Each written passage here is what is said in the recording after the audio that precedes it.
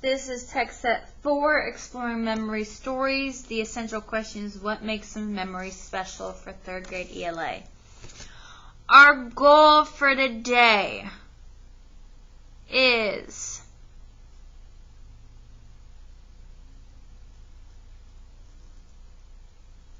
notice and understand the author's use of figurative language to describe the printer. So we're going to look at those figurative language to describe the printer. Today I'm going to read The Printer by Myron Uberg. I know what a printer is. It's the machine that prints up my documents from the computer. I don't see any printers like that on the book, though. Do you? Can you think of any kind of printer?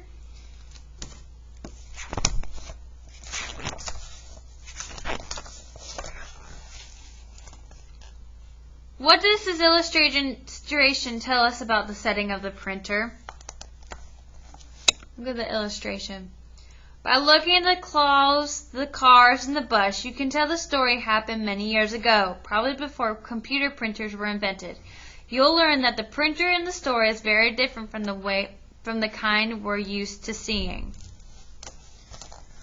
My father was a printer. He wore a printer's four-cornered newspaper hat. Every day after work, he brought home the next day's paper.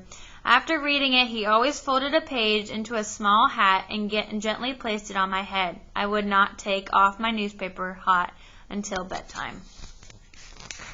Alright, this partly answers our questions. We know Myron's father is the printer, but what does a printer do exactly? What do you think?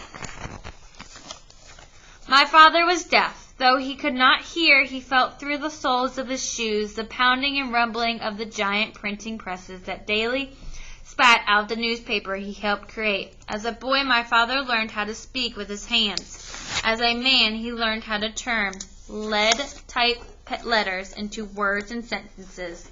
My father loved being a printer. That machine must be the printing press. Can you imagine how loud it was? So that's the printing press. It's huge. Sometimes my father felt sad about the way he was treated by his fellow workers who could hear, because they couldn't talk to him with their hands. They seemed to ignore him. Years went by as my father and the hearing printers worked side by side. They never once exchanged a single thought. But my father did not lack friends. There were other printers at the plant who were deaf. They had also learned to talk with their hands.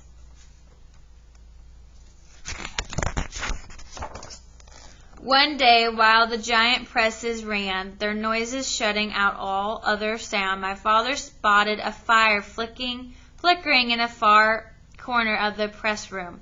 The fire was spreading quickly, silently. Suddenly, the wood floor burst into flames.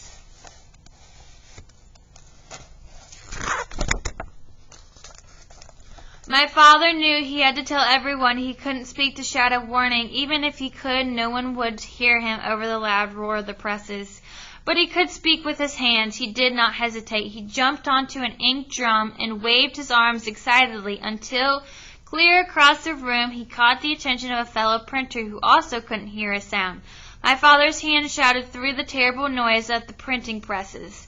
"Fire! Fire! Tell everyone to get out! Tell the hearing ones!"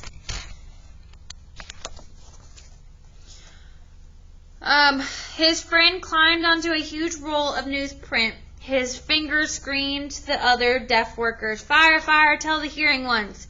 All the printers who couldn't hear ran to the two fellow workers who could. They pointed to the fire, which had now spread to the wall next to the only exit. Not one of my father's friends left until everyone knew of the danger. My father was the last to escape.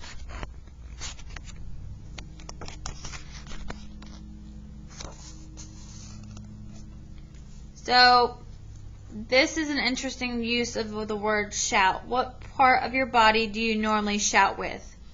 How is it possible to shout with your hands? Newsprint is the paper on which newspapers are printed. By the time everyone had fled, the fire, feeding on huge quantities of paper, had engulfed the enormous plant. The giant presses Some still spewing out burning sheets of newspaper had fallen partly through the floor. Great shafts of flame shot out of the bursting windows. The printers stood in the street, broken glass at their feet. They embraced one another as the fire engines arrived. They were happy to be alive. My father stood alone, struck numb by the last image of the burning presses. The fire destroyed the printing presses. The plant had to close for repairs, but not one printer had been hurt. When the printing plant finally reopened, my father went back to the work he loved. The new presses were switched on and roared into life. When the day's newspaper had been printed, the presses shuddered to a stop. Now there was silence. In the midst of the stillness, my father's co-workers gathered around him. They presented him with a hot hat made of the freshly printed newspaper. And as my father put the hat on his head, all the printers who could hear did something surprising. They told him thank you with their hands.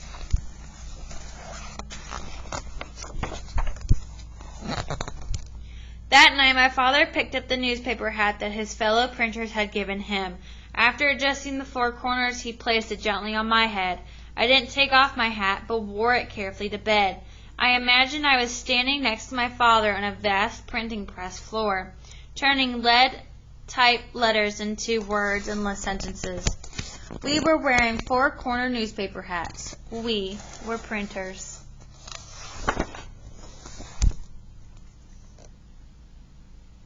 So I'm glad the author wrote this note. I feel like I'm having a deeper understanding of my own father's now. Okay, so I'm going to read this note to you. So this story is a work of fiction. Parts of it, however, are based in truth. My father was a printer. He worked in the composing room of the New York Daily News for 40 years. It was the only job he ever had, and he loved it. In the mid-1940s, which is the time setting of this story, newspapers were the key source of daily news for Americans. Television, computers, and the Internet, as we know them today, were yet to be invented. Newspapers were read by 85% of the American people. My father was understandably proud of his daily contribution, composing a single page of a great metropolitan newspaper that would be reproduced on giant printing presses 2 million times a day. My father was deaf. His parents and siblings could hear because he could not fully communicate with them. He often felt lonely, even though they loved him dearly, but he had no words to express how he felt. While my father was still a young boy, his parents sent him to live in a deaf school. There he learned sign language, the language of the deaf. Every hour of every day he eagerly learned new words. Now he could listen to others and tell how he felt, how he thought, and finally how he imagined he would live in a hearing world. In the early 1900s, when my father was a young boy, many hearing people thought that the deaf could not learn as well as the hearing. In those days, deaf children were usually taught how to work with their hands. My father and many others were taught to be printers. This was viewed as the ideal trade for the deaf, since printing was a very noisy business. My father worked in the composing room. He assembled hot metal lines of type called slugs, which were created on a loud, clattering linotype machine. This was a heavy iron device with a keyboard similar to a typewriter. My father arranged the slugs along with loose metal type into a metal frame. The metal frame was then used to create a printing plate that would eventually be attached to a printing press, another noisy machine that was as large as a small house. When I was a small boy, my father took me to the place where he worked. The New York Daily News building appeared to me like a concrete mountain. No matter how far back I tilted my head, I could never see where it ended.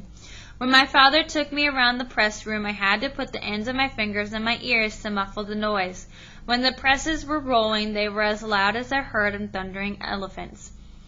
Printers did wear the four-corner newspaper hats in the 1940s, and they still wear them today. The hat projects the printer's hair from the fine particles of ink that the high-speed presses spray in the air. My father often made hats for me when I was a boy, to my great delight. Okay, So I feel like I have a deeper understanding of Myron's father now. What did the notes help you understand in the story? How did this help you?